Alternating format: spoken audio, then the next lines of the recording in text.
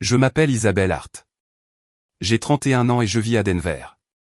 Il y a 8 mois, j'ai envoyé mes faire-part de mariage, imprimés sur du papier fait main, scellés à la cire, adressés à la main à tous les membres de ma famille que j'aime. Le lieu était réservé, l'hôtel aussi, le menu finalisé. C'était censé être simple, intime et joyeux. Puis, il y a 2 mois, ma sœur cadette, Chloé, a annoncé qu'elle allait aussi se marier. Le même jour. Elle a appelé cela une coïncidence, a dit que c'était le destin, et mes parents étaient d'accord.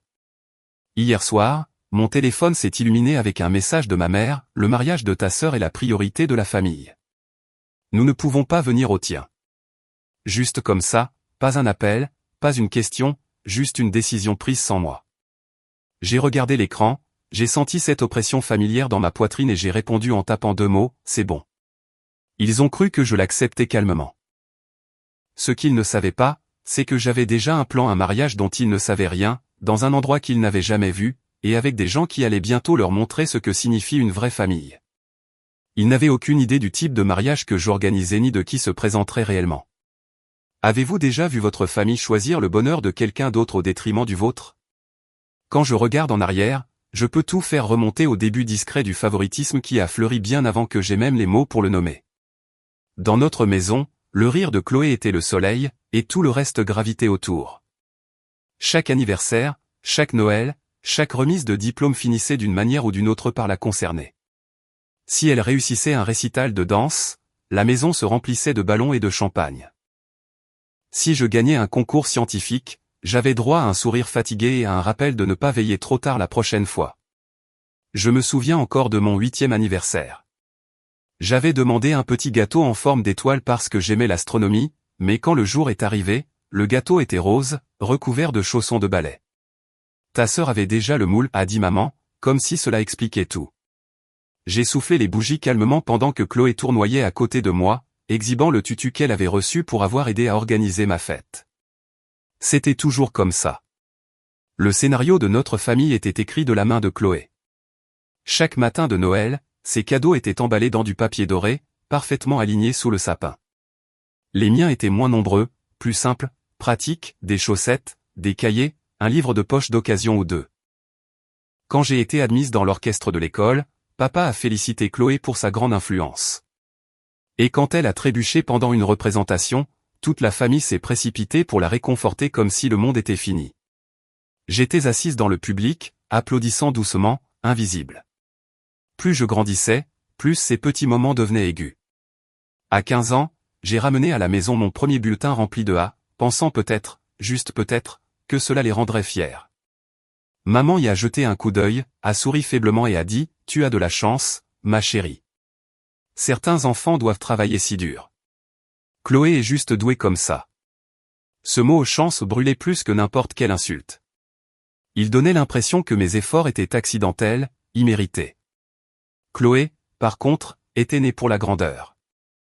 Elle n'a jamais eu à prouver quoi que ce soit. J'ai appris tôt que l'amour dans notre maison venait avec des conditions, et l'une d'elles était d'être Chloé. Mais le moment qui ne m'a jamais quitté s'est produit une nuit tranquille où j'avais 16 ans. Je nettoyais les tiroirs du salon et j'ai trouvé un épais album de photos de famille. Page après page, j'ai vu les étapes importantes de Chloé, son premier cours de danse, son bal de promo, son visage souriant entouré de sa famille. J'ai feuilleté plus loin et j'ai trouvé une vieille photo. Je me suis souvenu d'un portrait de famille lors d'un voyage d'été à Yosemite. Je me suis souvenu que j'étais maladroitement debout à côté de maman, les cheveux ébouriffés par le vent, les yeux plissés à cause du soleil. Mais dans l'album, cette photo était différente. Le bord avait été coupé. Mon épaule était là, mais mon visage avait disparu. Quelqu'un m'avait littéralement coupé pour rendre le cadre plus net, a expliqué maman quand j'ai demandé. Je n'ai pas pleuré, mais quelque chose à l'intérieur de moi s'est fissuré doucement, comme du verre sous pression. Il ne s'agissait pas seulement de la photo. Il s'agissait d'être effacé de ma propre famille. À partir de cette nuit, j'ai arrêté de m'attendre à être vu. J'ai arrêté d'attendre des applaudissements, arrêté d'espérer les quitter. Je me suis plongé dans les livres, les machines et tout ce qui n'exigeait pas de permission d'exister. Je réparais des radios cassées, recablais des lampes, construisais de petits circuits juste pour voir quelque chose s'allumer, parce qu'au moins ces choses réagissaient. Au moins, elle remarquait quand j'essayais. Chloé, pendant ce temps, dansait à travers ses années d'adolescence comme si elle était faite de lumière du soleil. Elle ne pouvait rien faire de mal. Si elle rentrait après le couvre-feu, papa en riait. Au moins, elle est sociable. Si je faisais la même chose, j'avais droit à 1 heure de cours sur la responsabilité.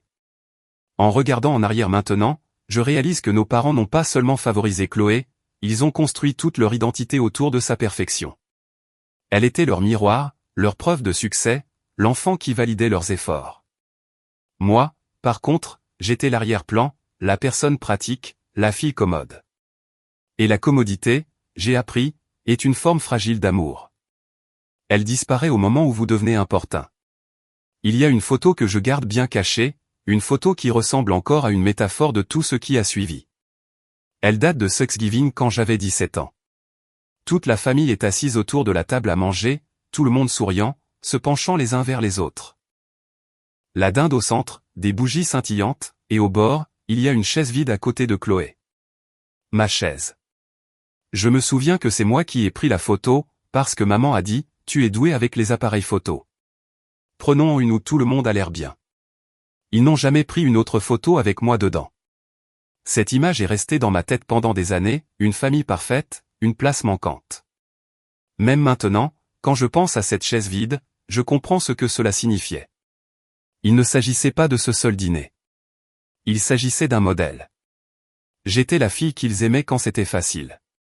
La fille dont ils se souvenaient quand il y avait de la place. Et quand la vie est devenue chargée, quand Chloé a voulu plus d'attention, quand la commodité a dicté les choix, j'ai été doucement mise de côté. Pas de cris, pas de cruauté, juste une omission. Et parfois, l'omission fait plus mal que les mots ne le pourraient jamais. L'université a été la première fois que j'ai vraiment respiré. J'ai quitté l'Indiana avec une seule valise, un ordinateur portable d'occasion et une bourse pour étudier la logistique et la gestion de la chaîne d'approvisionnement à Stanford. Je me souviens que je me tenais devant les dortoirs ma première nuit, l'air sentant légèrement l'eucalyptus, mon cœur battant avec autant de peur que de liberté. Pour une fois, il n'y avait pas de Chloé à proximité pour me surpasser, pas de comparaison constante planant comme une ombre. Je pensais que si je travaillais assez dur, je pourrais enfin devenir quelqu'un qui vaut la peine d'être vu. J'ai travaillé à 2 emplois à temps partiel, l'un à la bibliothèque du campus, l'autre pour aider un professeur à cataloguer des données de fret, juste pour pouvoir me payer des repas et des manuels. Certains soirs, je m'endormais à mon bureau, les doigts encore posés sur le clavier. C'était épuisant, mais c'était à moi. Chaque poste de nuit, chaque café bon marché ressemblait à une petite rébellion contre la vie que j'avais laissée derrière moi. Lors de ma dernière année, alors que d'autres étudiants postulaient à des stages en entreprise, j'ébauchais des idées pour une start-up. Cela a commencé simplement. Les hôpitaux perdaient des millions à cause de chaînes d'approvisionnement brisées pour le matériel médical. Et s'il existait un système capable de suivre chaque envoi en temps réel et de réacheminer les fournitures avant que des pénuries ne surviennent? Je l'ai appelé Medou, juste un concept sur papier. Au début, mes camarades de classe se moquaient de l'idée qu'une jeune femme de 22 ans sans investisseur ni relation familiale puisse construire quelque chose comme ça. Mais je n'avais pas besoin de croyances. J'avais besoin d'un défi. Les 2 premières années ont été brutales. J'ai vécu dans un appartement partagé à San José, mangeant des nouilles instantanées tout en négociant des contrats avec des fournisseurs via une connexion Wi-Fi instable. J'ai utilisé au maximum mes cartes de crédit, emprunté à des amis et codé jusqu'à ce que mes poignets me fassent mal. Il y a eu des jours où j'ai pensé à abandonner, surtout lorsque notre premier projet pilote s'est effondré et que j'ai dû licencier la moitié de la petite équipe que j'avais constituée. Mais abandonner ressemblait trop à répéter mon ancien rôle, la fille qui disparaît silencieusement quand les choses deviennent importunes. J'ai refusé de disparaître à nouveau. Puis vint la pandémie. Les hôpitaux étaient désespérés. Les lignes d'approvisionnement se sont fracturées, et le minuscule système de Medou est soudainement devenu essentiel. Nous pouvions voir sur un tableau de bord en direct où les EPI étaient nécessaires, quels camions étaient retardés, comment rediriger les réservoirs d'oxygène avant qu'ils ne soient épuisés. Au cours d'un printemps chaotique, tout a changé. En quelques mois, 10 systèmes hospitaliers ont adhéré. En 1 an, 50 investisseurs ont afflué. Je dormais à peine, mais c'était le genre d'épuisement qui avait le goût d'un but. Quand Forbes m'a inscrite dans la liste 30 under 30, je n'ai pas tout de suite dit à mes parents. Je voulais entendre leur voix s'illuminer, les sentir fiers. Mais quand j'ai finalement appelé à la maison, maman a seulement dit « C'est bien, ma chérie. Le cabinet de Chloé vient de la muter à Boston. » Peux-tu croire à quelle vitesse elle grimpe? Papa a ri en arrière-plan. Ces trucs technologiques sont trop compliqués pour nous, mais nous sommes heureux que tu sois occupé. Être occupé. C'était leur expression pour tout ce qu'ils ne se souciaient pas de comprendre. Pourtant, j'ai continué à avancer. À 29 ans, j'ai vendu Meudou pour plus de 100 millions. Le nombre ne me semblait même pas réel quand il est apparu sur mon compte. Il était juste là, froid, silencieux, comme un triomphe non reconnu. J'ai célébré non pas avec du champagne ou un yacht, mais avec un dîner tranquille seul, un bol de pâtes et un verre de vin rouge. Cette nuit-là, j'ai regardé les lumières de la ville et j'ai réalisé que j'avais construit quelque chose à partir de la chose même qui me définissait autrefois, l'invisibilité. J'en avais fait une motivation. Mais même le succès n'a pas réécrit l'histoire à la maison. Quand je suis allé leur rendre visite pour Thanksgiving cette année-là, la conversation à table tournait autour des fiançailles de Chloé. Elle a fait briller sa bague sous le lustre, et maman a soupiré. Elle se marie dans une famille si charmante. J'ai essayé de leur dire que j'avais été invité à prendre la parole lors d'une conférence mondiale sur la logistique à Genève. Papa a fait un geste de la main et a dit « Tu voyages trop, ma chérie. Ce n'est pas sain. Tu devrais te poser comme ta sœur. » Omission. C'est cette nuit-là que j'ai appris que le silence pouvait être plus puissant que n'importe quelle défense. Je n'ai pas argumenté. Je n'ai pas expliqué. J'ai juste souri et coupé ma dinde. À l'intérieur, quelque chose s'est déplacé. Le silence est devenu ma stratégie. Je n'avais plus besoin de prouver ma valeur à travers leur validation. Je pouvais le prouver par la création, par l'action. Mon succès ne cadrerait jamais dans leur scénario étroit, mais ils n'en avaient pas besoin. J'ai commencé à construire une nouvelle vie en dehors de leur orbite. J'ai acheté un petit appartement surplombant l'horizon de Denver, je l'ai rempli du parfum de bougies de cèdre et du bourdonnement de la solitude. J'ai investi dans de jeunes femmes fondatrices qui me rappelaient la fille que j'étais autrefois, débrouillarde, négligée, déterminée. J'ai visité des galeries d'art seul, pris des cours de poterie, et même appris à cuisiner à partir de zéro. Avec chaque nouvelle compétence, chaque soirée tranquille, je me suis senti redéfinir la définition de la famille. Il ne s'agissait pas de sang. Il s'agissait de qui croyait en vous quand personne d'autre ne le faisait. Des années plus tard, lorsque mon fiancé m'a demandé en mariage, ce n'était pas lors d'une grande démonstration. C'était dans la cuisine, de la farine sur nos mains en train de rouler de la pâte à pâte. Il m'a regardé et a dit, « Tu n'as plus besoin de prouver quoi que ce soit. Tu as déjà construit tout ce que tu cherchais. » J'ai ri, non pas parce que c'était drôle, mais parce que c'était la première fois que quelqu'un me disait ça. J'ai annoncé mon mariage 8 mois à l'avance, en partie par excitation, en partie par habitude. J'avais toujours été la planificatrice, celle qui était prudente, qui pensait à l'avance, qui s'assurait qu'il y avait de la place pour tout le monde. J'ai écrit les invitations moi-même, chacune scellée avec de la cire dorée et une feuille d'olivier pressée glissée à l'intérieur, un petit symbole de paix et d'appartenance. Je les ai postées à la main, une par une, sentant que peut-être cette fois, tout se mettrait enfin en place. Quand je me suis arrêté chez mes parents pour leur remettre le leur, maman a souri poliment en le lisant. Dans 8 mois. Tu es vraiment organisée, a-t-elle dit avant d'ajouter, ne t'inquiète pas, ma chérie. Bien sûr, nous serons là. Papa m'a tapoté l'épaule, ses yeux se tournant déjà vers la télévision. Pourtant, pendant un moment, je les ai crus. Au cours des mois suivants, je me suis investi dans chaque détail de la journée. L'endroit était simple, un vignoble sur le versant ouest du Colorado, pas trop loin d'Aspen, entouré de collines dorées et de champs de lavande. Le genre d'endroit qui n'a pas besoin de décoration, car la beauté est déjà dans l'air. Je l'avais choisi précisément parce que je pensais que mes parents l'aimeraient. Ils avaient toujours voulu visiter cette région, et je les imaginais assis sous les guirlandes lumineuses, me regardant descendre l'allée, souriant comme ils le faisaient sur de vieilles photos de famille. Cela me semblait être la bonne chose à faire, la chose adulte, la chose pleine d'espoir. Puis, 3 mois avant le mariage, Chloé a appelé. Sa voix pétillait de joie. « Nous avons trouvé le lieu de nos rêves », a-t-elle dit à bout de souffle. « Tu imagines ? Il est disponible exactement à la même date que le tien. On dirait le destin. » Pendant une seconde, je n'ai même pas traité l'information. J'ai pensé qu'elle plaisantait peut-être. Attends, ai-je dit lentement. Tu veux dire le même week-end? Non, a-t-elle ri. Le même jour? C'est pas dingue. Mais ce n'est pas grave. Nous sommes sur la côte est, donc ça ne posera pas de problème pour les invités qui peuvent voyager plus tard dans l'année. J'étais assise là sur le canapé, le téléphone pressé contre mon oreille, regardant la neige tomber à l'extérieur de ma fenêtre. Ce n'était pas seulement les mots, c'était le ton, léger, indifférent, comme si elle avait revendiqué une date qui était libre, comme si je ne l'avais pas choisie en premier. 2 jours plus tard, j'ai reçu un autre appel, cette fois de maman. Sa voix était soigneusement répétée. Ma chérie, à propos des dates de mariage.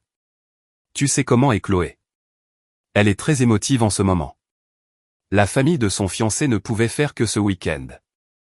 Et, enfin, c'est le bébé. Elle veut vraiment que tout le monde soit là. J'ai senti ma gorge se serrer.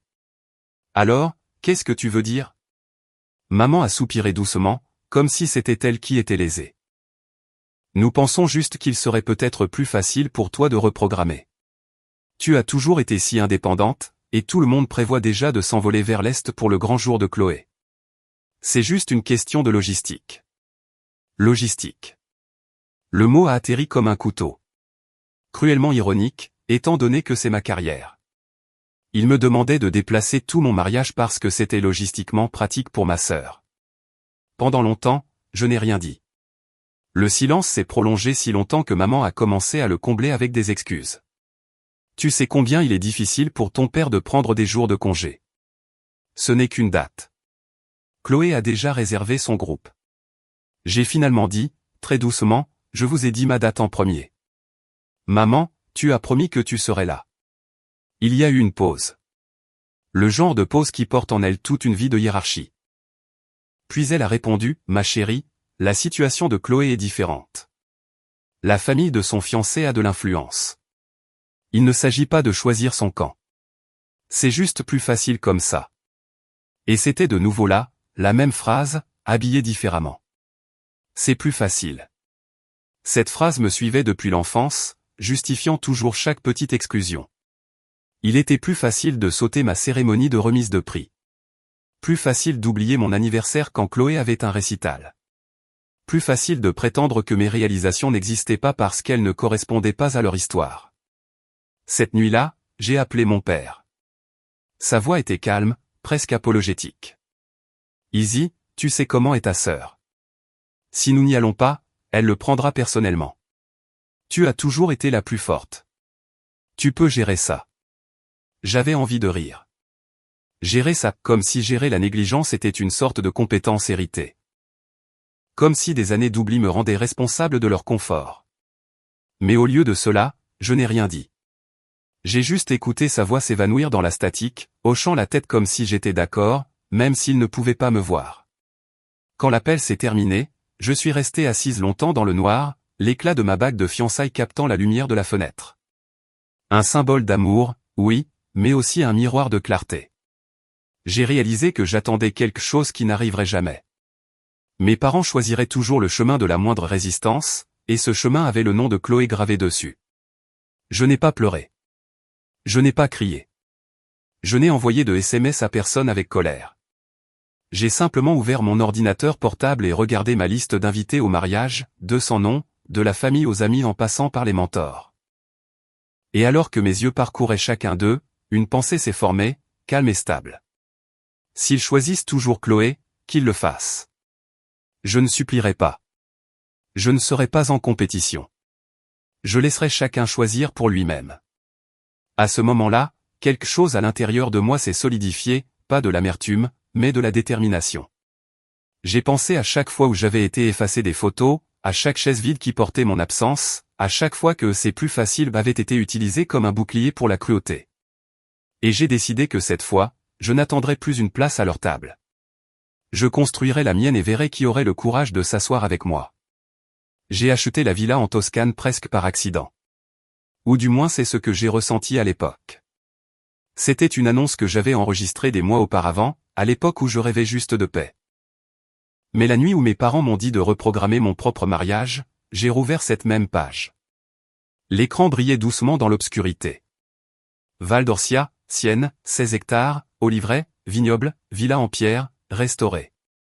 Les photos ressemblaient à quelque chose d'une autre vie, la lumière dorée se répandant sur des collines ondulantes, un toit de tuiles rouges brillant au coucher du soleil, des cyprès traçant la route comme des gardiens. J'ai regardé les images pendant des heures jusqu'à ce qu'une pensée se forme si clairement qu'elle ressemblait à une impulsion, s'ils ne veulent pas venir à ma table, je construirai la mienne ici. En une semaine, j'étais dans un avion pour l'Italie. La villa se trouvait à la périphérie d'un petit village appelé San Chirico, où le temps semblait ralentir. L'air sentait le romarin et la terre chaude. Le vieux gardien, Signor Rossi, m'a remis les clés avec un sourire fier et a dit dans un anglais fortement accentué, « La maison attend quelqu'un qui la voit ». Je ne lui ai pas dit à quel point cette phrase me semblait m'être destinée. Lorsque la lourde porte en chêne s'est ouverte en grinçant, la poussière s'est soulevée en de fins rayons de soleil, tourbillonnant comme des souvenirs attendant de se déposer. Les sols étaient en terre cuite fraîche, les murs en pierre pâle, chaque fenêtre encadrant un paysage trop parfait pour être réel, des vallées verdoyantes, un ruban argenté d'une rivière, et au loin le faible son d'une cloche d'église qui sonnait exactement à midi. J'ai parcouru chaque pièce pieds nus, touchant les murs rugueux, les poutres en bois, les poignées en laiton froid qui portaient encore le froid des siècles. Derrière la villa s'étendaient des hectares d'oliviers, vieux, noueux, patients.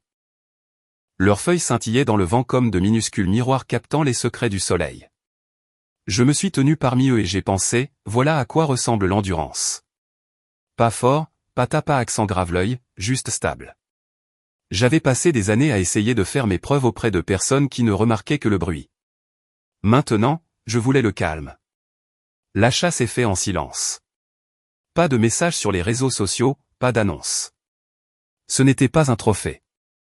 C'était une revendication. La villa n'était pas une question de statut ou de vengeance.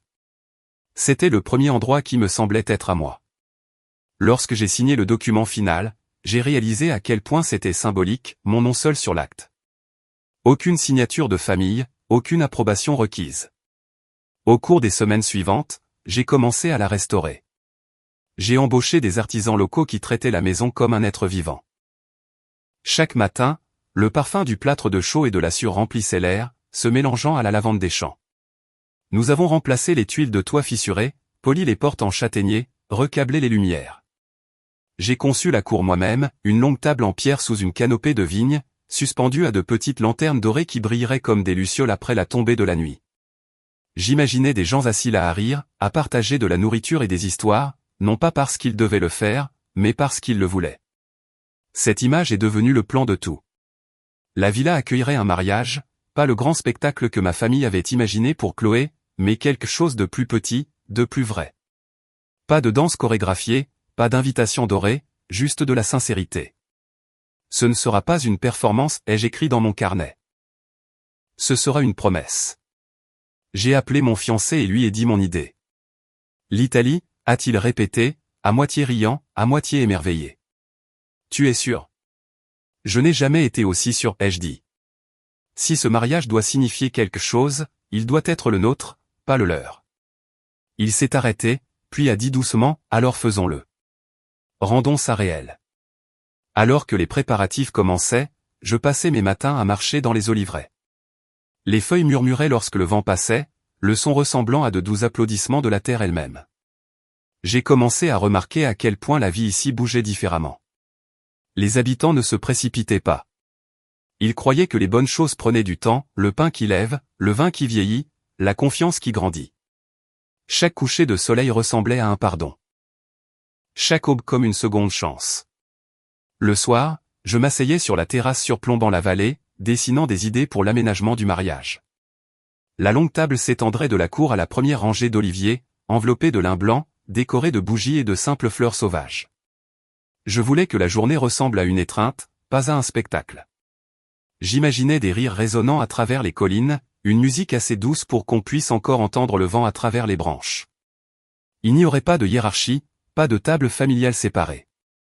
Tout le monde serait assis ensemble, amis, cousins, grands-parents, car l'amour ne devrait pas avoir de catégorie. Parfois, lorsque les constructeurs étaient rentrés chez eux et que le ciel passait de l'or au violet, je me promenais seul dans la villa, touchant les murs de pierre fraîche et sentant l'histoire vibrer sous mes doigts. J'ai pensé à combien de temps j'avais passé à courir après une approbation qui n'est jamais venue, à essayer de gagner un amour qui a toujours été rationné. Ici, il n'y avait pas besoin. La villa m'a accepté sans condition.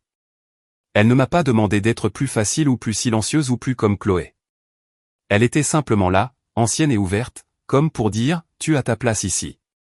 Un soir, alors que les premières lumières scintillaient à travers la vallée, j'ai versé un verre de Chianti et me suis assise à la longue table qui venait d'être terminée.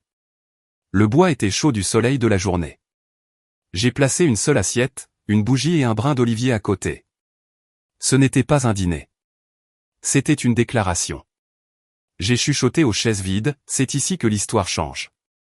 Quelque part au fond de moi, la douleur d'être oublié a commencé à se relâcher. Pour la première fois, le silence ne me semblait pas solitaire. Il me semblait sacré. Les oliviers se balançaient doucement, et leurs ombres se déplaçaient comme une danse lente à travers la cour. Je pouvais presque entendre leur voix, stable, intemporelle, me rappelant que la paix ne vient pas du fait d'être choisi. Elle vient du fait de se choisir soi-même. Cette nuit-là, avant de rentrer, j'ai regardé une dernière fois la villa brillante et j'ai pensé, qu'ils aient leur grande salle de bal, leur perfection mise en scène. Je n'avais pas besoin de lustre ou d'applaudissements. J'avais la lumière du ciel, la chaleur de la terre et assez de courage pour construire quelque chose à moi. Le lendemain matin, je recommencerai à envoyer des invitations, cette fois aux personnes qui comptaient vraiment, celles qui m'avaient toujours vu, même quand ma propre famille ne le faisait pas. Le mariage ne consisterait pas à prouver quoi que ce soit. Il s'agirait de devenir entière. La première personne que j'ai appelée a été Rachel, ma cousine. C'est elle qui m'envoyait toujours des SMS pour les anniversaires, même quand mes parents oubliaient, celle qui m'a glissé une fois $20 lors d'un barbecue familial et a chuchoté, ne le dis à personne. Je sais comment il te traite. Son numéro était toujours enregistré sous le surnom Ray, la sincère. Quand elle a répondu, sa voix portait la chaleur familière de quelqu'un qui n'a jamais fait semblant. Salut, Izzy, quoi de neuf? J'ai hésité un instant, puis j'ai dit doucement, Ray, je voulais juste te dire que mon mariage a toujours lieu. Même date, mais pas dans le Colorado. Elle a fait une pause.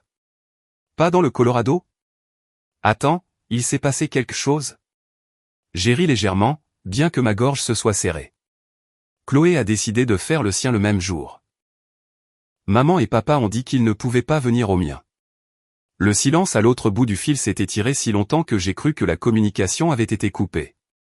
Puis Rachel a expiré brusquement. Tu te moques de moi. Ils sont vraiment après tout. Ouais, dis-je doucement. Ils ont dit que c'était plus facile comme ça.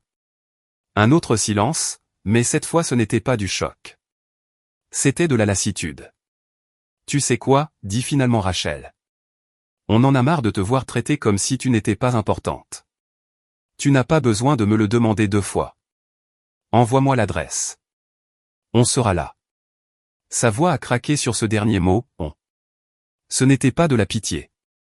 C'était de la solidarité. Je lui ai parlé de la villa en Toscane, des oliveraies, de la cour avec la longue table sous les vignes. C'est petite, dis-je. Pas chic comme celle de Chloé, mais c'est honnête. Rachel a ri doucement. C'est exactement ce dont on a besoin. Envoie les détails. Je vais le dire à tante Marianne. Le lendemain matin, tante Marianne m'a appelé elle-même. Sa voix tremblait au début, puis s'est stabilisée en quelque chose de ferme. Isabelle, j'ai entendu ce qui s'est passé. Ta mère a dit à tout le monde que le mariage de Chloé serait l'événement familial, mais je pense que nous avons tous assisté à suffisamment de leurs événements, n'est-ce pas? Je ne savais pas quoi dire. Elle a continué, ton mariage? Ça a l'air paisible, comme quelque chose de réel. Ton oncle et moi avons parlé hier soir. On en a fini de faire semblant. On sera en Toscane. J'ai fermé les yeux et j'ai laissé les mots s'imprégner. L'expression n'arrêtait pas de se répéter dans ma tête comme une musique. On sera en Toscane. Un par un, j'ai contacté les autres, Ellie, mon cousin de Chicago, qui me donnait en douce des parts de gâteaux supplémentaires quand on était petit. Quand je lui ai dit, il a sifflé doucement. Alors, ils l'ont finalement fait, hein? Ils ont encore choisi Chloé au lieu de toi. Ouais, dis-je. Il a gloussé, non pas par amusement, mais par incrédulité. Tu sais quoi? Je ne suis pas surpris, mais je ne vais pas jouer à leur jeu cette fois. Envoie-moi l'adresse, Izzy. Je meurs d'envie d'une excuse pour quitter le pays de toute façon. Ensuite, c'était l'oncle Ray, le tranquille qui ne disait jamais grand-chose, mais qui arrivait toujours tôt pour aider à installer les chaises ou à réparer les lumières cassées lors des réunions de famille. Il a écouté sans interrompre. Puis il a simplement dit, ils ont oublié ce que signifie la famille. Toi, non. Dis-moi quel jour prendre l'avion. L'appel le plus difficile a été celui à grand-mère Hélène. Elle était la matriarche, celle qui avait toujours essayé de maintenir la paix, même quand la famille s'est fracturée. Je n'étais pas sûr de sa réaction. Quand elle a décroché, sa voix était fragile mais claire. « Ma Isabelle, dit-elle doucement. Ta mère m'a dit que je ne devrais pas voyager si loin à mon âge. Mais j'ai vécu assez longtemps pour savoir que la distance ne se mesure pas en kilomètres. Elle se mesure à ceux qui se présentent quand c'est important. » Les larmes ont jailli dans mes yeux avant que je puisse parler. « Grand-mère, tu n'es pas obligée. »« Oh, je viens, m'a-t-elle interrompu doucement. Et j'apporterai ma plus belle robe. Celle que je portais au mariage de ta mère. Je pense qu'il est temps qu'elle revoie quelque chose de beau. » Quand l'appel s'est terminé, je me suis assise à la table de la cuisine de la villa, le soleil traversant la fenêtre, illuminant le verre de vin que je n'avais pas touché. J'ai réalisé que mes mains tremblaient, non pas de tristesse, mais de quelque chose de plus léger, quelque chose comme de l'admiration. Ce qui avait commencé comme une rébellion tranquille se transformait en quelque chose de bien plus grand. En 2 jours, Rachel avait créé un groupe de discussion pour leurs proches. Au début, ça s'appelait le plan de mariage. Mais après que grand-mère ait envoyé un message disant « C'est la première fois que notre famille se réunit par amour, et non par obligation », Élie l'a renommé la vraie table familiale. Le nom est resté. Chaque matin, de nouveaux messages affluaient, des photos de renouvellement de passeport, des captures d'écran de vol réservés, des liens vers des cottages Airbnb toscans près de la villa. Tante Marianne a partagé une photo de son vieux chapeau de soleil et l'a légendé, « Je n'ai pas porté ça depuis 98. Toscane, on arrive. » Rachel a envoyé une vidéo de ses enfants s'exerçant à des phrases italiennes, gloussant à chaque grazie mal prononcée. Même l'oncle Ray, le tranquille, a envoyé un simple emoji pouce en l'air, sa façon de dire tout ce qu'il ne pouvait pas dire avec des mots. Personne n'a mentionné mes parents. Personne n'a mentionné Chloé. C'était comme si toute la famille s'était silencieusement mise d'accord pour réécrire l'histoire.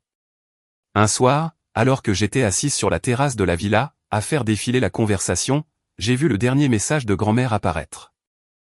Pendant des années, j'ai regardé Isabelle être mise à l'écart. Mais cette fois, je pense que nous en avons tous marre d'assister à un spectacle. Nous voulons assister à quelque chose de réel. En quelques minutes, des émojis de cœur ont rempli l'écran. Ce soir-là, j'ai ouvert mon ordinateur portable et j'ai regardé la liste des confirmations de présence. Au début, elle était presque vide. Maintenant, la colonne à côté de chaque nom brillait en vert. Oui. Oui. Oui. Oui. Rachel et sa famille, Élie et son partenaire, tante Marianne et oncle Ray, grand-mère Hélène, même des cousins éloignés de l'Oregon et de Toronto avaient écrit « Comptez sur nous ». Je me suis adossé à ma chaise, en regardant les oliviers se balancer doucement dehors. Je ne me sentais pas triomphante. Je ne me sentais pas vengeresse. Ce que je ressentais était quelque chose de plus pur, comme une vérité qui se dévoile lentement à son propre rythme. La façon dont l'aube se répand sur les collines. Ce n'était pas une vengeance. C'était une révélation. Du genre qui n'a pas besoin de crier. Pour la première fois, j'ai réalisé que je n'avais pas à me battre pour appartenir. Je n'avais rien à prouver. Les gens qui me voyaient vraiment me voyaient déjà et trouvaient leur chemin ici. Je ne les ai pas poursuivis. Je n'ai pas supplié. J'ai simplement construit une table et ils ont choisi de s'asseoir. Alors que le soleil se couchait derrière les collines toscanes, peignant les murs de la villa en or, j'ai murmuré dans le silence, ce n'est pas une question de qui n'est pas venu, c'est une question de qui est venu. Et pour la première fois, j'y ai vraiment cru. Les jours précédant le mariage ont ressemblé à un rêve. Doux, doré, sans hâte. La Toscane au début du mois de septembre brillait comme une peinture, et chaque lever de soleil semblait murmurer que j'avais fait le bon choix.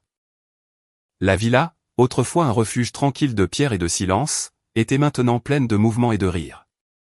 Des ouvriers se déplaçaient dans la cour, suspendant des guirlandes de lierre et de feuilles de vigne à travers la treille. Une longue table en bois s'étendait sous les vignes, sa surface polie, lisse et chaude au soleil.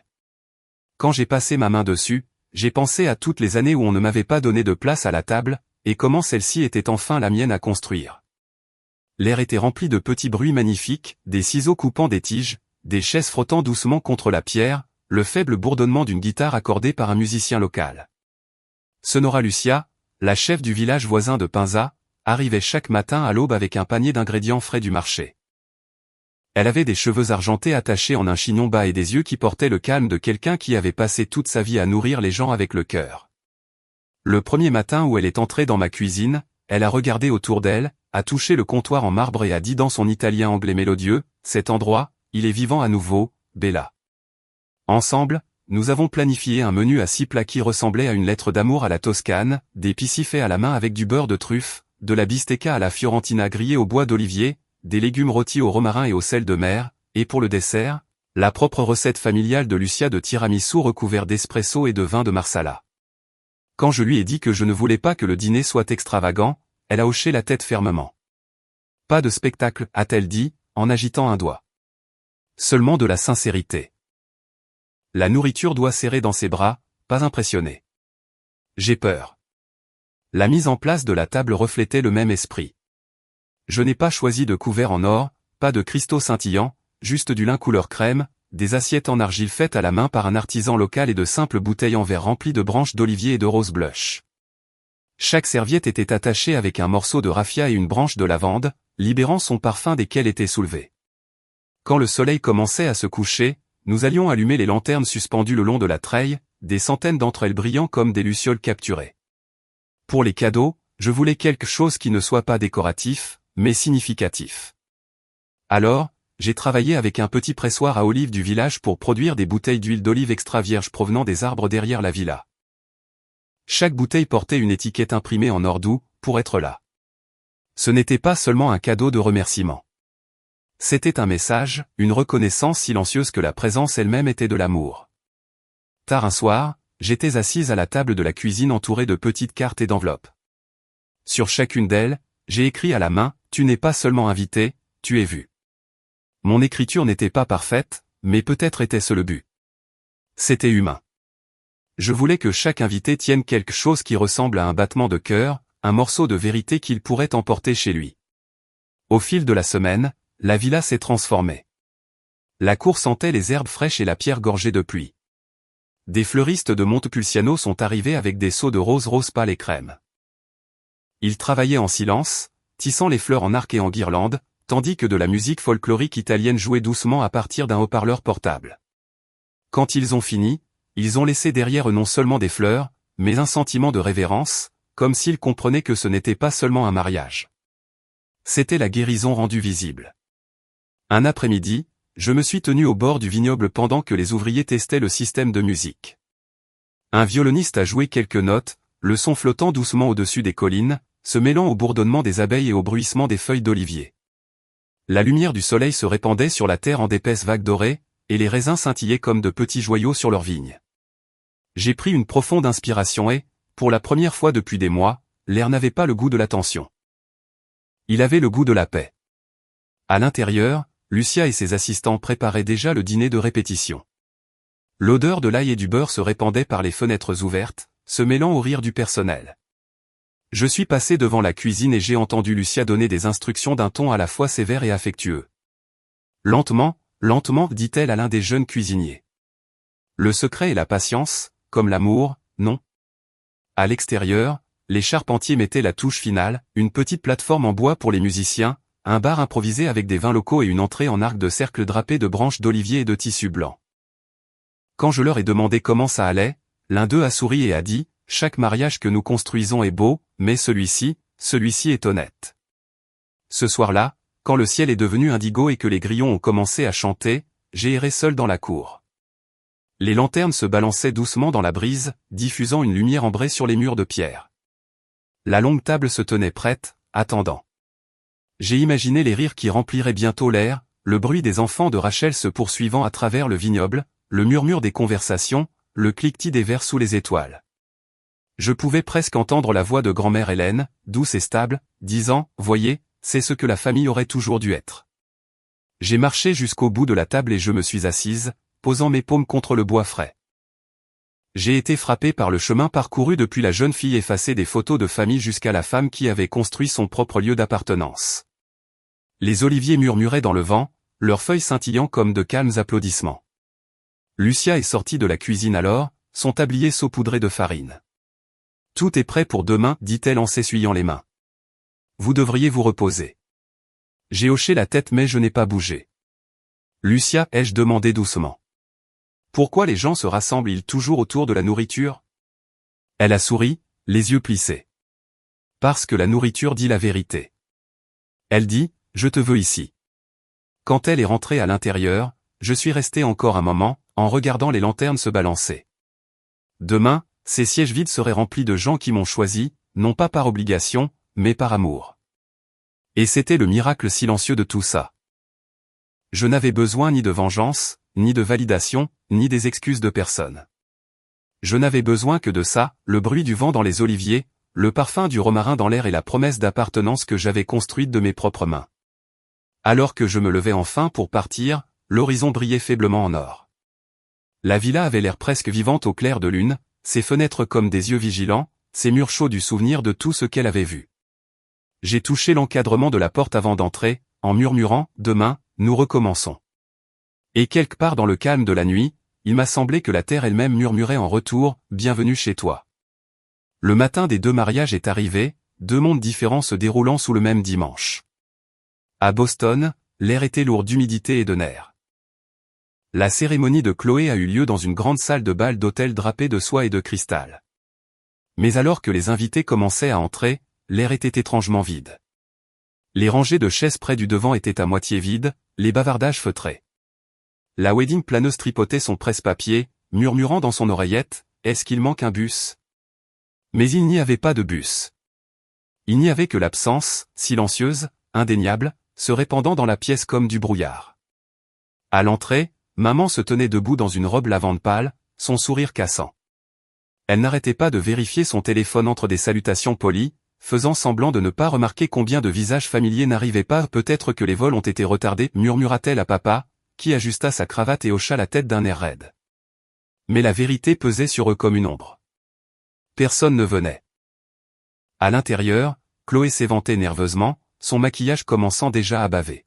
« Où sont tante Marianne et grand-mère » murmura-t-elle à sa demoiselle d'honneur. La femme haussa simplement les épaules, jetant un coup d'œil vers la porte. Le photographe tournait autour de la pièce, ajustant ses angles, évitant discrètement les rangées vides. « Peut-être qu'on peut avancer tout le monde, suggéra-t-il doucement, pour rendre les photos plus remplies. Chloé força un rire, mais sa voix craqua. De l'autre côté de l'Atlantique, en Toscane, le même soleil déversait de l'or sur les champs d'oliviers. La villa scintillait comme si elle avait été peinte par la lumière elle-même. La cour bourdonnait doucement, non pas de bavardage, mais de chaleur. Les enfants de Rachel se poursuivaient entre les vignes, leur rire se mêlant au son de la guitare d'Ellie s'accordant sous la treille. Grand-mère Hélène était assise au premier rang, sa main enroulée autour d'une petite branche d'olivier qu'elle avait cueillie ce matin, le symbole de la paix et de l'endurance.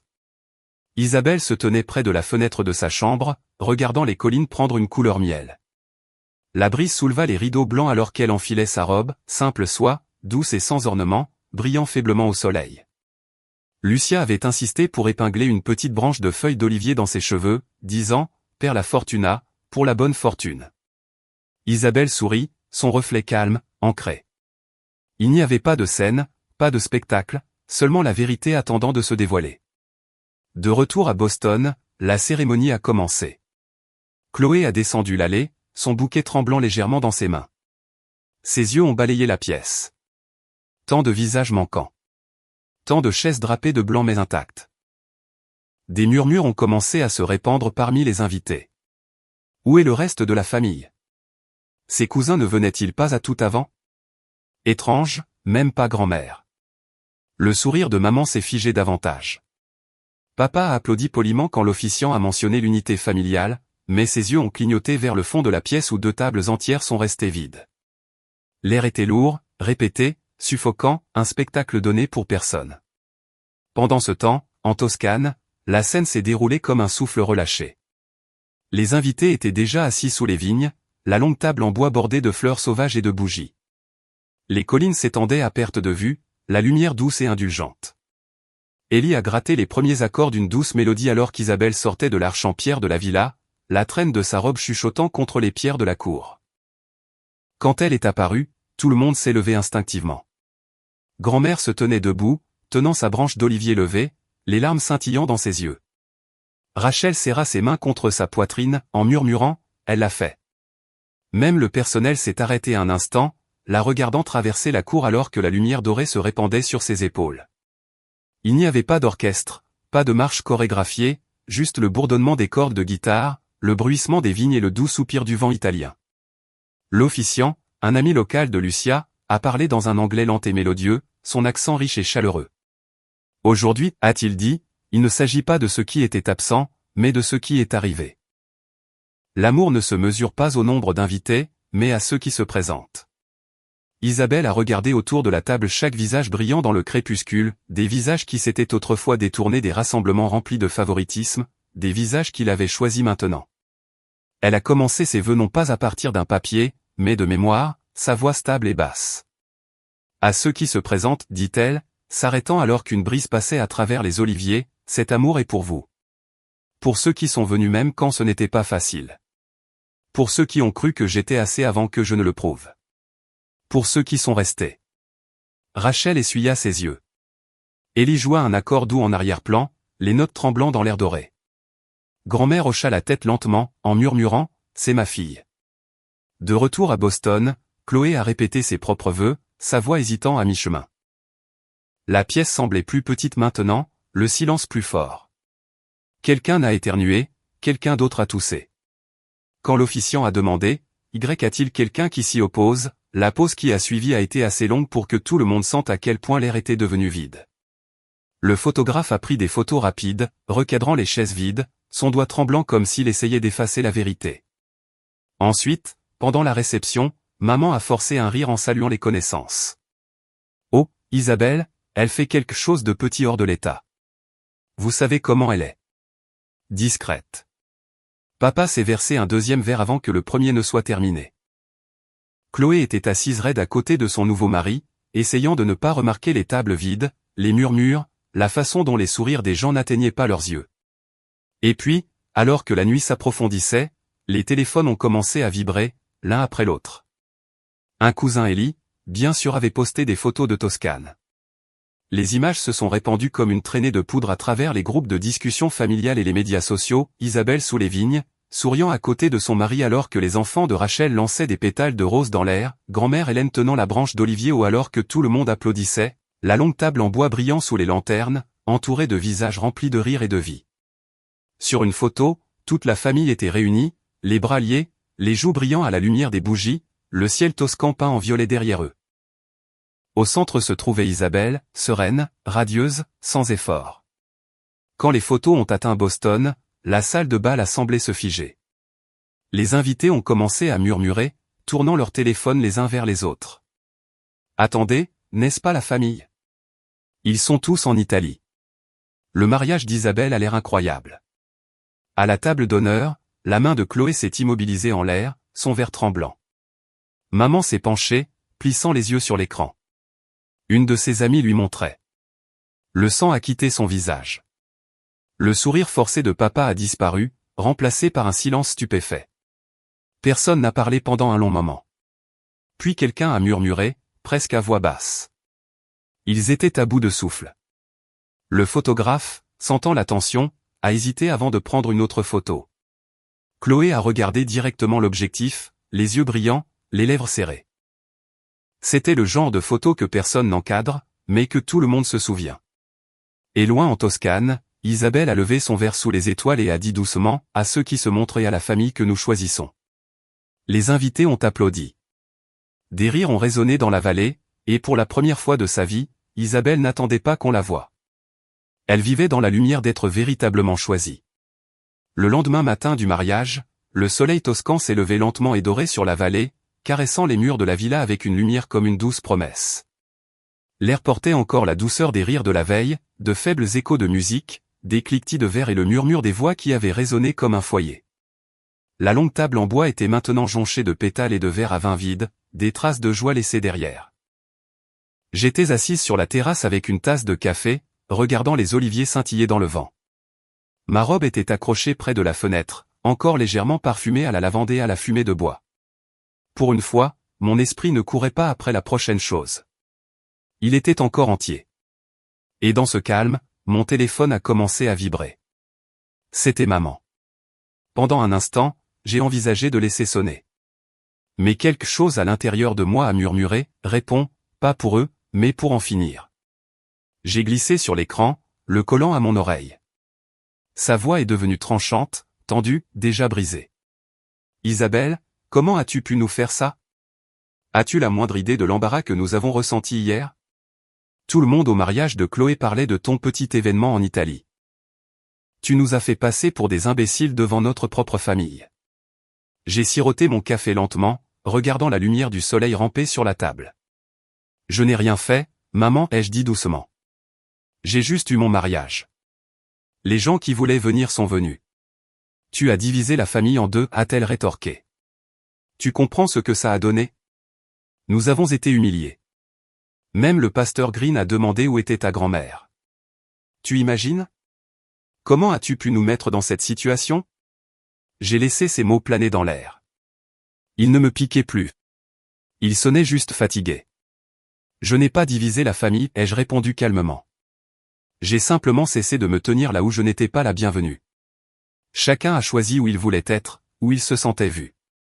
Il y a eu un silence, puis le son de sa voix s'est tendu de frustration. Tu penses que tu es la victime dans tout ça? Tu nous as fait passer pour des gens sans cœur, Isabelle. Tu as la moindre idée de ce que les gens disent de nous? Avant que je puisse répondre, une autre voix a coupé, ferme, basse et reconnaissable entre toutes. Judy. Maman s'est figée.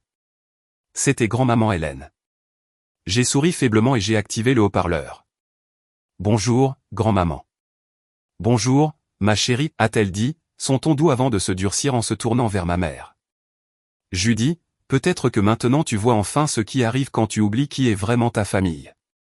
Mère, s'il te plaît, a commencé maman, la voix tremblante. Non, a interrompu grand-maman. Je vous ai regardé, toi et Robert, écarter cette fille toute sa vie. À chaque fête, à chaque célébration, c'était toujours Chloé ceci, Chloé cela. Te souviens-tu de l'année où tu lui as offert le bracelet en or et où tu as dit à Isabelle qu'elle était trop vieille pour les cadeaux? Te souviens-tu de la remise de diplôme que tu as manqué parce que Chloé avait un rendez-vous chez le coiffeur? Moi oui. Et maintenant, tu es en colère que les gens aient enfin vu la vérité que vous cachez depuis des décennies. La voix de papa est apparue faiblement en arrière-plan, essayant de paraître raisonnable.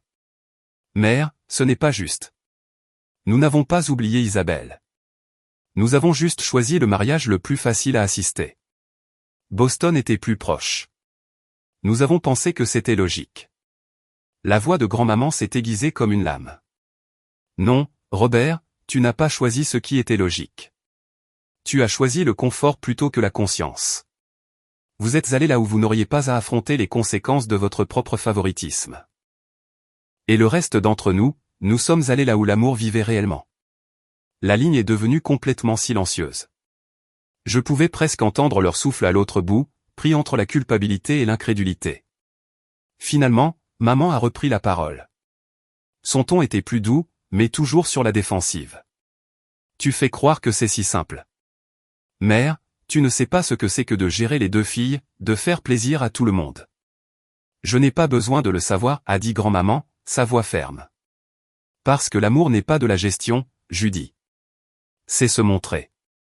Et hier soir, pour la première fois depuis des années, j'ai vu à quoi ressemble la famille, des rires, de la musique, de la joie, pas la perfection, pas les apparences, juste la vérité. Personne n'a parlé après ça. Le silence était lourd, mais purificateur. J'ai regardé l'horizon, les oliviers se balançant sous la lumière du matin, et j'ai dit doucement, grand-maman a raison. Je n'ai pas fait ça pour donner une mauvaise image de qui que ce soit. J'ai juste arrêté de courir après une place où je n'étais pas invité. Papa s'est raclé la gorge. Tu es toujours notre fille, Isabelle. Nous ne voulions pas que ça tourne comme ça. Mais c'est toujours le cas, ai-je dit doucement. Vous n'aviez pas à choisir un camp. Vous deviez juste vous montrer. Un autre silence, plus long cette fois. Je pouvais les imaginer assis dans leur cuisine en Indiana, les murs tapissés de photos où j'étais toujours dans le coin, toujours légèrement hors cadre. Finalement, maman a soupiré, le son petit et faible. « Tu nous as entendus, Isabelle ?» « Non, ai-je dit doucement. J'ai juste arrêté de vous laisser me faire du mal. » Le silence qui a suivi était le genre qui met fin aux choses. Pas avec des cris, pas avec des larmes, mais avec une vérité qui ne peut être défaite. La voix de grand-maman a brisé le silence une dernière fois, basse mais ferme. « Je pense que ça suffit, Judy. Laisse-la tranquille. Elle a mérité sa paix. » J'ai souri faiblement. « Merci, grand-maman. » Maman a murmuré quelque chose. Je n'ai pas bien entendu, des excuses à moitié formées qui se sont dissoutes avant d'atteindre l'air. Puis l'appel s'est terminé. J'ai regardé le téléphone pendant un moment avant de le poser face contre la table. La vallée s'étendait devant moi, le ciel vaste et infini. Le même ciel qui avait plané sur chaque année d'oubli se remplissait maintenant seulement de lumière. Lucia est sortie de la cuisine, essuyant ses mains sur son tablier. « Tout va bien ?» a-t-elle demandé. J'ai hoché la tête, souriant doucement. « C'est plus que bien. » Elle a incliné la tête, curieuse. « Tu as l'air différente aujourd'hui. » J'ai enfin arrêté de supplier pour une place, ai-je dit, ma voix calme, et j'ai construit la mienne à la place. Lucia a souri d'un air entendu, jetant un coup d'œil vers la longue table encore dressée de la veille, des feuilles d'olivier éparpillées, des bougies à moitié fondues, la lumière du soleil capturée sur des verres vides. « Alors tu ne mangeras plus jamais seule, a-t-elle dit. J'ai ri, doucement et librement. L'air était chaud sur mon visage, et quelque part dans l'oliveraie, un oiseau a commencé à chanter. Pour la première fois de ma vie, je n'avais besoin de l'approbation, des excuses ou de la permission de personne. J'avais trouvé ma propre table et les personnes qui choisissaient de s'y asseoir. La semaine après le mariage s'est déroulée comme la douce lueur d'un long coucher de soleil doré. La Toscane était redevenue silencieuse, et les invités étaient rentrés chez eux. Les musiciens avaient rangé leurs guitares, et les lanternes sous les vignes avaient été enlevées. Pourtant, même dans le calme, la villa respirait toujours la chaleur. Le parfum de l'huile d'olive et des roses flottait dans l'air, et le rire semblait résonner faiblement dans les murs de pierre, comme si la joie de cette nuit refusait de s'estomper. Ce matin-là, je me suis réveillé avec des dizaines de notifications de la discussion de groupe familial, la vraie table familiale. Rachel avait téléchargé une série de photos, la longue table en bois baignée dans la lumière de miel du coucher de soleil, grand-maman Hélène tenant sa branche d'olivier avec ce sourire doux et entendu, les enfants jouant à chat sous les arbres pendant que Lucia servait des plateaux de pâtes fumantes au crépuscule. Les images portaient plus que de la mémoire. Elles rayonnaient la paix, une sorte de rédemption tranquille que tout le monde semblait ressentir. Sous la première photo, Élie avait écrit « Tu nous as donné la famille que nous avons toujours voulu ». Puis tante Marianne a ajouté « Pour la première fois depuis des décennies, je n'ai pas eu l'impression que nous faisions semblant d'être heureux ». Quelques cousins sont intervenus après, leur message débordant de rire et de chaleur. L'année prochaine, la Toscane à nouveau, a écrit l'un, suivi d'un flot d'émojis de cœur et d'icônes de branches d'olivier. Quelqu'un a changé la photo d'en-tête du groupe pour l'image de nous tous à la table, les têtes inclinées les unes vers les autres, les yeux brillants à la lumière des bougies. Personne n'a posé. Personne n'a joué la comédie. C'était imparfait, flou et tout à fait réel. En faisant défiler, une sensation m'a envahi, pas de fierté, pas de triomphe, mais quelque chose de plus doux. J'ai réalisé que ce que j'avais construit n'était pas seulement un mariage. C'était un retour aux sources. Plus tard cet après-midi, alors que la lumière devenait douce, je me suis assise sur la terrasse avec une tasse de thé et j'ai regardé la vallée s'étendre à perte de vue. Mon téléphone a vibré à nouveau, cette fois une notification des réseaux sociaux. Chloé avait publié les photos de son mariage. Les images étaient techniquement parfaites, un éclairage net, un décor coûteux, une salle de bal remplie de lustres en cristal. Mais les commentaires étaient rares, les j'aime moins nombreux que je ne l'aurais cru. Sa légende disait « Le jour le plus heureux de ma vie, entouré d'amour ». Pourtant, la photo racontait une autre histoire. Derrière le sourire, il y avait une rigidité et un vide dans la foule. La section des commentaires est restée silencieuse pendant des heures jusqu'à ce qu'une de ses amies ait finalement écrit « Belle Chloé » suivi d'un emoji de cœur solitaire. J'ai regardé la photo pendant un moment, non pas par malice, mais par réflexion. La fille qui se serait autrefois sentie vengée par ce silence avait disparu. Je ne ressentais aucune satisfaction, seulement une compréhension profonde et calme. J'ai tapé un court commentaire sous son message, j'espère que c'était magnifique et je le pensais. Il n'y avait plus besoin de rivaliser, pas de tableau de bord, pas de satisfaction secrète. L'histoire s'était déjà réécrite, et non pas par vengeance, mais par vérité. Ce soir-là, Rachel a appelé. Sa voix crépitait de chaleur au bout du fil. Je n'arrive toujours pas à y croire, Izzy, a-t-elle dit. Tu réalises ce que tu as fait? Tu nous as donné une raison de nous réunir à nouveau. Même oncle Ri a dit que c'était la première fois qu'il voyait grand-maman rire aussi librement depuis des années. J'ai souri, traçant le bord de ma tasse. Ce n'est pas moi. C'est tous ceux qui ont décidé de se montrer. Rachel a gloussé. Quand même, c'est toi qui as commencé. Tu as construit la table. J'ai regardé les oliviers se balancer doucement dans la brise. Peut-être ai-je dit, mais elle ne m'appartient plus. Elle nous appartient à tous. Alors que le soleil se couchait derrière les collines, un nouveau message est apparu dans la discussion de groupe. Il venait de grand-maman. Le monde continue de courir après les grands mariages et les photos parfaites. Mais ce qui s'est passé en Toscane n'était pas une question de perfection. Il s'agissait de personnes se souvenant comment aimer. Sous son message, les réponses sont arrivées rapidement. Ellie n'aurait pas pu mieux le dire. Rachel, comptez sur nous pour l'année prochaine. Marian, Sam, je vous aime. J'ai fait défiler le fil de discussion, souriant doucement pour moi-même. C'était comme si quelque chose de brisé depuis des générations avait été réparé, pas bruyamment, pas de façon cérémonieuse, mais avec de petits points de vérité réguliers. Quelques heures plus tard, j'ai reçu un texto d'un numéro inconnu. Chloé, j'ai vu les photos. La Toscane avait l'air sympa. J'ai hésité un instant, puis j'ai répondu simplement, c'était paisible. J'espère que tu es heureuse. 3 points ont clignoté pendant un long moment, puis ont disparu. Aucune réponse n'a suivi, et d'une certaine manière, c'était suffisant. Je me suis adossé à la chaise, laissant l'air nocturne m'envelopper.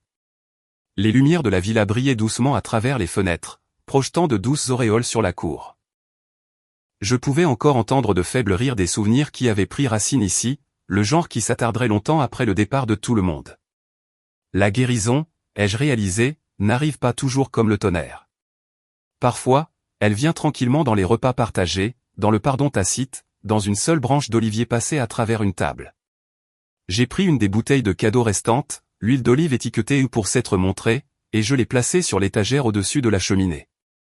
Elle a capté la lumière des lanternes à l'extérieur, brillant d'or. J'ai pensé à combien d'années j'avais passé à attendre que quelqu'un me donne son approbation, pour enfin dire « tu en as fait assez ». Mais je n'avais plus besoin de cette phrase. Le lendemain matin, quand j'ai ouvert la discussion de groupe, il y avait un dernier message de grand-maman, envoyé juste avant l'aube. Peut-être que Noël prochain, nous nous réunirons à nouveau, pas par obligation, mais parce que l'amour est une raison suffisante.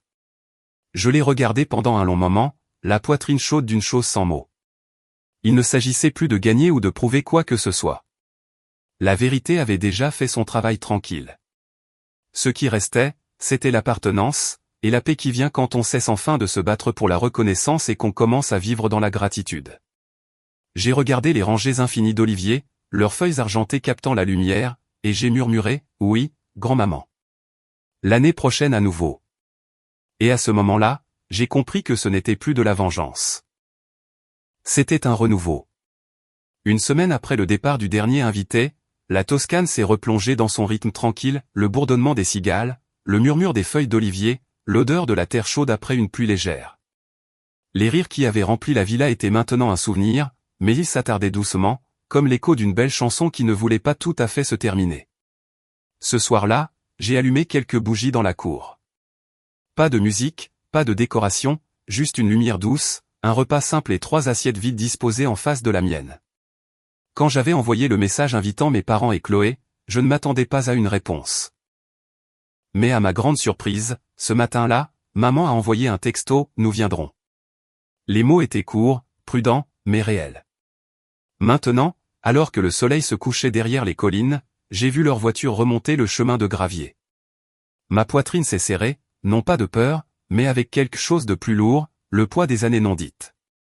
Quand ils sont sortis, l'air semblait fragile, comme si toute la vallée retenait son souffle. Papa a fait un petit signe de tête incertain. Maman a regardé autour de la cour, ses yeux papillonnant sur les oliviers, les lanternes, la table. C'est magnifique ici, a-t-elle dit doucement. Chloé se tenait derrière eux, vêtue simplement, sans aucune trace du glamour maîtrisé qu'elle portait autrefois. Ses yeux ont croisé les miens, incertains, mais pas hostiles. Entrez, ai-je dit doucement. Le dîner est prêt. Nous nous sommes assis à la longue table en bois. J'ai versé le vin, du Chianti, d'un rouge profond comme le coucher de soleil qui s'estompait derrière nous. Le silence s'est étiré au début, rempli seulement par le bruit des couverts et le léger bruissement du vent dans les vignes. La lumière des bougies dansait sur leurs visages, familiers, vieillis, et pourtant en quelque sorte nouveaux. Finalement, j'ai parlé. Ma voix est devenue stable, presque douce. Je n'ai pas fait ça pour vous humilier, ai-je dit. J'avais juste besoin de savoir qui se présenterait pour moi. Les yeux de maman se sont mis à briller instantanément. Elle a posé sa fourchette, sa voix tremblant. Isabelle, a-t-elle murmuré, nous avions tort. Nous pensions que nous faisions ce qui était juste pour la famille, ce qui rendait les choses plus faciles. Mais la vérité est que nous ne voulions tout simplement pas affronter à quel point nous t'avions blessé. Ses mains ont tremblé alors qu'elle a pris son verre. Tu as toujours été la plus forte. Nous nous sommes dit que tu n'avais pas besoin de nous, que tu t'en sortirais quoi qu'il arrive. Mais en regardant cette vidéo de Toscane, en voyant grand-maman, les cousins, tout le monde ensemble, j'ai réalisé quelque chose. Tu n'as jamais été forte parce que tu voulais l'être. Tu étais forte parce que nous ne t'avons laissé aucun choix. Les mots ont fait éclater quelque chose en moi, pas de la colère, pas de la vengeance, juste une douleur qui attendait depuis des années pour expirer. Papa s'est raclé la gorge, sa voix basse. Ta mère a raison. Nous n'avons pas réussi à te voir, Izzy. Chaque fois que tu réalisais quelque chose, nous le mettions de côté parce que nous ne le comprenions pas. Et quand Chloé a annoncé son mariage, nous avons pensé que tu comprendrais encore. Il a soupiré, les yeux lourds. Mais comprendre n'est pas la même chose qu'aimer. Pendant un long moment, personne n'a parlé. Les bougies ont brûlé plus bas. Je pouvais entendre le faible chant des grillons s'élever du vignoble. Puis Chloé a finalement levé les yeux. Sa voix était à peine un murmure. Je ne voulais pas te blesser, a-t-elle dit. Je voulais juste être vue, moi aussi. Tu as toujours semblé si posée, si intouchable. Et moi je pensais que si j'avais le plus grand mariage, peut-être que pour une fois tout le monde me regarderait. Ses yeux se sont remplis de larmes. Je ne pensais pas qu'il te choisirait à ma place. Je ne pensais pas qu'il partirait. J'ai tendu la main à travers la table, mes doigts effleurant la pièce maîtresse de la branche d'olivier. Ils n'ont pas choisi contre toi, Chloé, ai-je dit doucement. Ils ont choisi l'amour, le genre qui n'a pas besoin d'une scène. Elle a baissé les yeux, hochant lentement la tête, ses larmes tombant silencieusement sur la nappe. Pour la première fois depuis ce qui semblait une éternité, il n'y avait pas de mur entre nous, juste la vérité, mise à nu et tremblant, comme la lumière qui traversait de vieilles fissures. Nous n'avons pas beaucoup parlé après ça. Nous n'avions pas besoin. Le repas est devenu une communion tranquille, le cliquetis des verres, le doux grattement des fourchettes, l'air passant de la tension à la tendresse. Le vin a adouci tout ce qui l'a touché. Quand maman a finalement tendu la main et pris la mienne, elle n'a pas dit « je suis désolée ». Elle s'est juste accrochée, et cela a été suffisant d'une certaine manière. Après le dessert, alors que les bougies vacillaient plus bas, je me suis levé et j'ai marché jusqu'à la chaise vide à l'extrémité de la table. Du panier à côté, j'ai pris un petit ruban vert olive, le même que j'avais noué autour des bouteilles de cadeaux des invités, et je l'ai enroulé autour du dossier de la chaise. Le tissu a scintillé doucement à la lumière des bougies. Maman a regardé, les yeux interrogateurs. C'est pour quoi faire ? J'ai souri faiblement. Pour la fille qui attendait autrefois d'être choisie. Pendant un instant, personne n'a bougé. Puis les mots de grand-maman de l'appel une semaine plus tôt ont résonné dans mon esprit. L'amour n'est pas de la gestion, c'est se montrer. J'ai regardé ma famille, la mère qui avait enfin appris à écouter, le père qui avait déposé sa fierté, la sœur qui avait trouvé le courage d'admettre sa peur, et j'ai senti quelque chose de doux se déposer dans ma poitrine. Le pardon n'était ni grandiose ni bruyant. Il n'avait pas besoin d'être déclaré. Il est simplement arrivé quand le combat a cessé. Quand ils sont partis plus tard ce soir-là, l'air était devenu frais et calme. Chloé m'a serré dans ses bras avant de monter dans la voiture, ses bras hésitants mais réels. Maman s'est attardée à la porte, les larmes brillant dans ses yeux. « Pouvons-nous revenir un jour ?» a-t-elle demandé doucement. « Bien sûr, ai-je dit. Il y a toujours une place. » Quand les feux arrière ont disparu en bas de la colline, je suis retourné dans la cour. Les bougies étaient presque éteintes, leur dernière flamme petite et stable. Je me suis assise à côté de la chaise vide, traçant le ruban d'olive avec mes doigts. Au-dessus de moi, les étoiles scintillaient comme du sel éparpillé, et le parfum des oliviers flottait dans l'air. J'ai fermé les yeux et j'ai murmuré dans le silence, « Tu n'as pas besoin de te battre pour une place à la table de quelqu'un d'autre. Construis la tienne et laisse les bonnes personnes trouver leur chemin vers elle. » La nuit a répondu en silence, doux et infini. Le ruban s'est balancé doucement dans la brise, non pas comme un rappel de la douleur, mais comme un symbole de paix. Et pour la première fois de ma vie, je n'ai pas eu l'impression d'être la fille laissée hors de la photo. J'étais celle qui tenait le cadre.